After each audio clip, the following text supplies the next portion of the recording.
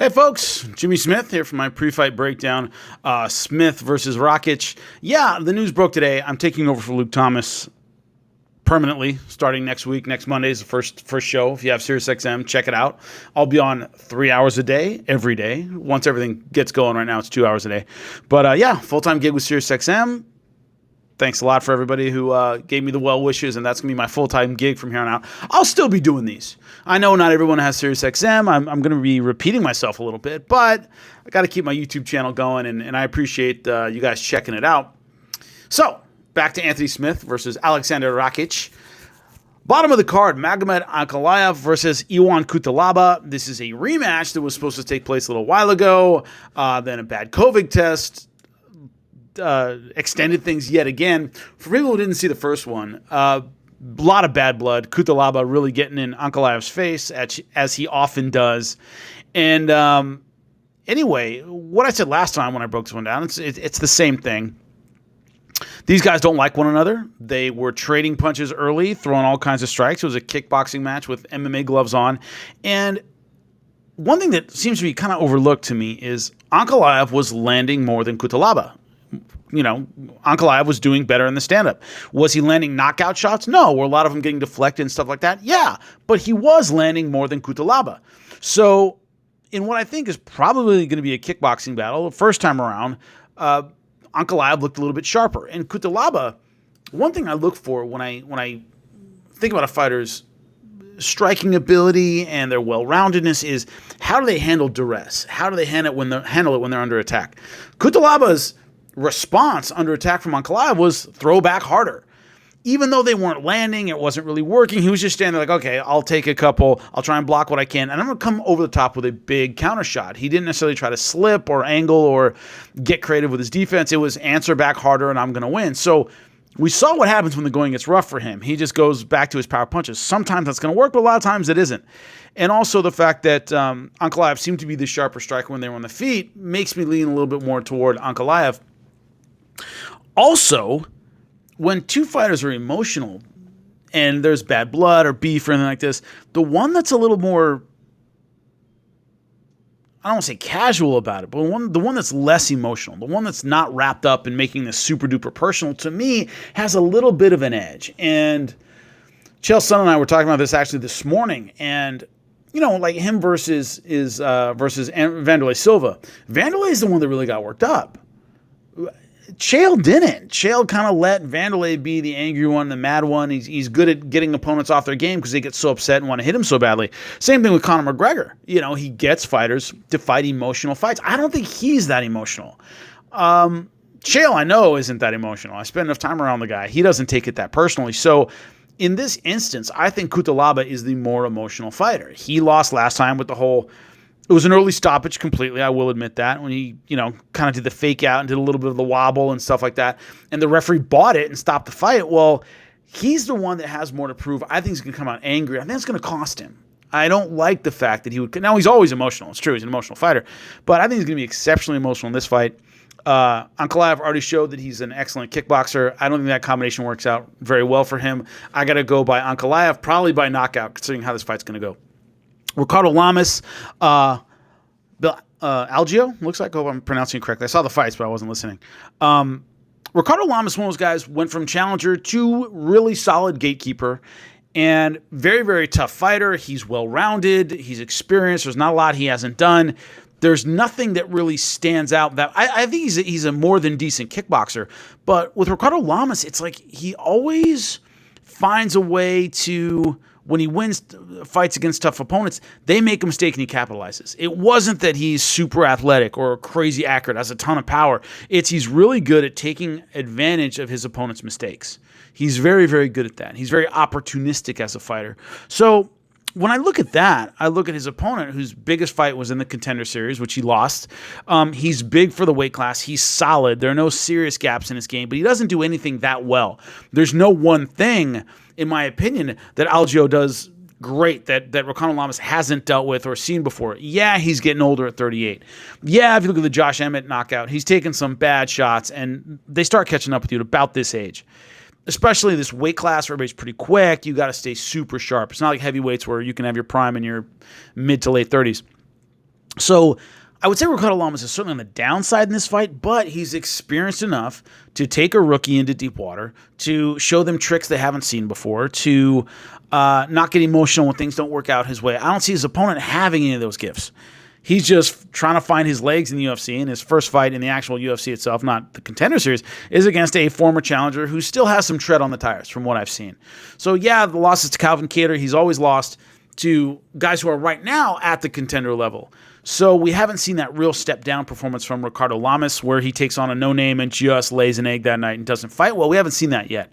Algio needs to do something, dig a little deeper in this fight and show me a trick or two that we haven't seen so far in his career. I go with Ricardo Lamas probably by decision. I think Ricardo Lamas can't beat the elite anymore, but he beats this up-and-comer. Alexa Grasso, Ji-Yoon Kim. I called Kim's fight against Shevchenko in Vegas, and a couple things kind of stood out to me. Is that she was tough. She had good hands, good boxer. I didn't see crazy athleticism. I didn't see crazy speed or aggression. She hung tough. She didn't get knocked out by Shevchenko. It went to decision. But on the outside, she didn't have a lot of offensive options. She has really good hand speed, but she was kept outside for a lot of that fight. She was in the clinch for a lot of that fight. She was in spaces where she couldn't use her boxing. It didn't work out well for her. So I saw kind of I don't say one-dimensional, but her strength is definitely her boxing. When that got negated, I didn't see a lot of options for her offensively. Alexa Grasso is one of those where when her opponent gets her wrestling going and bullies her and takes her out of her game, as Little Board uses their athleticism, that's where she kind of falls apart. We saw that Carlos Esparza fight. A lot of people thought she won that, but she couldn't deal with Carlos Esparza's wrestling game. You know, the top pressure, the wrestling game, the clinch game, she wasn't there for that. She's not facing that kind of opponent in Kim. She's facing someone who wants to keep things at boxing range, and Alexa Grasso has good hands. She has good hands. She has good speed. That's her strength as well. And I think when it comes to moving up to 125 from 115, she's going to have the speed advantage. She's going to have the combination advantage. I think she boxes Kim up at that medium range. And Kim is going to be a bit bigger, but she hasn't yet shown me the ability to use that size and strength advantage to keep it out of Grasso's range. I think Grasso turns it into a boxing match, keeps it there, doesn't have to worry about the wrestling like she did against Esparza and Tatiana Suarez. So Kim just, I don't think, has the physical skills to solve Alexa Grasso. I think Grasso probably wins by decision. Oh, Robbie Lawler, Neil Magny. This is going to be a great fight. I mean, every MMA fan has to be a fan of Robbie Lawler. I think that's part of, like, being an MMA fan is you have to love Robbie Lawler. I love Robbie Lawler. But I also really love Neil Magny. He's bounced back really well from the beating he took from Santiago Ponzinibbio. I was really worried about him in that fight, after that fight.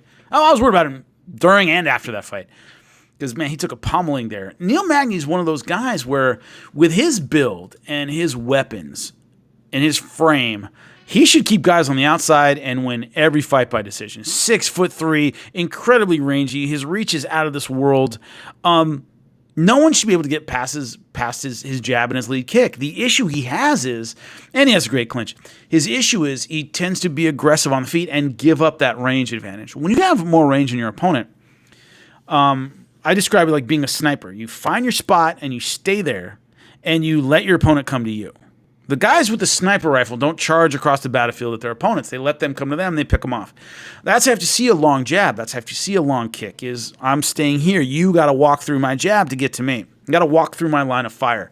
The problem is Magny gets so aggressive that he ends up giving up his own range in a lot of fights. So that's one thing he cannot do against Robbie Lawler. Of course, Robbie's lost his last 3. He's lost 4 out of the last 5. Sucks because, I really like Robbie Lawler, but he's probably on the downside of his career. He's been in the UFC since he was 19 years old. Former champion, Hall of Fame career, love him to death. But does he still have the explosiveness and he's always going to have the power, but does he have the explosiveness and athleticism to get in range and stay in range? Against Colby Covington, he started gassing at the end of the first round. Now, of course, Colby wears guys out. I thought Robbie's gas would last longer than that. I thought it would be explosive and athletic longer, and he wasn't. So we're kind of seeing maybe the whole package, the whole skill set itself wearing down a little bit. It still has power, can still knock you out, but his ability to get inside, to make you miss, those kind of things might not be there anymore. He needs those against Neil Magny. I think Neil Magny can fight a smart fight, keep this fight in two places. So outside that Robbie Lawler can't use his power, or so close inside in clinch position that he can't use his power. Neil Magny has an excellent clinch, good body lock. Of course, his knees are murder in there. If he can get in there and stay in there, he can negate Robbie Lawler's game. I think he's smart enough to do that. I think he respects the power of Robbie Lawler enough that he's not going to stay in the mid-range kind of like he did against Ponzinibbio and take a beating at boxing range. I would go with Neil Magny, probably by decision. The main event, Anthony Smith, Alexander Rakich. The beating he took, Anthony Smith, the beating he took from Glover Teixeira is one of those that you wonder about, will a fighter ever be the same guy? It was one of those. This is a quick turnaround. But one thing to keep in mind with the Glover Teixeira fight, he was fighting a great fight until he got hurt and the fight kind of switched around on him. He was fighting a perfect fight. Combinations looked good. He was accurate. He was piecing Glover up. I was like, man, this is a mismatch. And then boom, he got hit and got hurt, and everything went downhill from there. So the problem is Rakic has that kind of power. He can take you out. He's rangy. He's tall. He's powerful. He gets lazy with the lead hand, meaning he lets it float kind of low. So he's vulnerable to the right hand over the top, which is a great punch for Anthony Smith. He's a fast starter. He doesn't keep the pressure on very well. Against Volkan Oezdemir, which was Rakic's last fight, which a lot of people thought he won, he exploded early, didn't do well with the leg kick, and had these lags where he would explode and either do damage or Oezdemir would block it and ride it out, and then he'd take a break and let Oezdemir back into the fight. And that's why the fight went Oezdemir's way, is he didn't keep the pressure on for an entire round, either physically or tactically. Meaning you can keep the physical pressure on, just staying in a guy's face, and judges will see that you're the aggressor. Or you throw a lot of punches and hurt somebody and be the aggressor. But you've got to keep it on for 5 minutes. He had these kind of fits and starts in that fight. And that cost him in rounds. Even if you thought he won, his inability to keep the pressure on the whole time, I think he's going to have to keep it on Anthony Smith for a while. The fast start can be good or bad. Remember, this is a 3-rounder, not a 5-rounder. So maybe he starts fast and banks 2 rounds, and that's enough for him. But if you're Rakic, you do want to start quickly because Smith is coming off a big beating. You want to get in his head, make him feel that pain, and wonder, man, is this going to be a repeat of my last fight? Psychologically, will it hang out? In the first round, that's when you test that. That's when you see if your opponent is, mentally back to where he was. Don't let him get a slow start and work back up and warm up. No, get on him, bring the nightmares of the last fight right in front of his face and make him deal with it. So I think a fast start is a good thing. He doesn't want to, blow all his energy in the first round against a guy like Anthony Smith, who is a veteran and can come back and has a lot of physical tools. So many X factors in this fight. This may be emotional because I work with Anthony Smith in SiriusXM. I really like him a lot. I'm going with Anthony Smith. Both guys need a bounce-back fight. Smith needs it more. That Teixeira fight knocked him way down the ladder. He needs to come back. He needs to come back convincingly. I think he can do it. Rakic needs a win as well, coming off the loss of Volkan Oezdemir, but much closer. A lot of people thought he won. It wasn't the career setback that the Glover Teixeira fight was for Anthony Smith. I think Anthony Smith needs a little bit more. I think he fights a little bit smarter. It might lead to a bit more boring fight, but I think Anthony Smith pulls this one out. Late stoppage or decision. All right. Thank you so much. I'll see you guys Monday on SiriusXM. Friday night, I'm also calling Titan on UFC Fight Pass. Check it all out and call into the show, man. Let me know what you think. Later.